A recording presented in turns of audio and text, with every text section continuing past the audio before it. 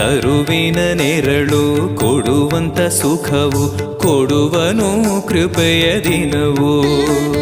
ಸ್ಥಿರ ಇರುವ ಮನ ಎನಗಿರಲಿ ಶರಣಾಗತಿ ಎಂದು ಬರಲಿ. ಭಗವಂತನ ಪ್ರಿಯ ಮಗನಿವನ ಸಾರಿ ಬದುಕು ಇರಲಿ.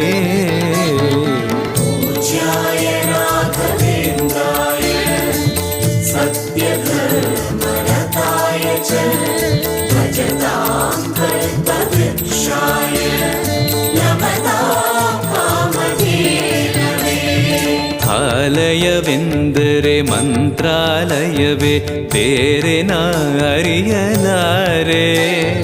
ರಾಜನು ಎಂದರೆ ಶ್ರೀ ಗುರುರಾಜನೇ ಮತ್ತು ನಾ ತಿಳಿಯಲಾರೆ.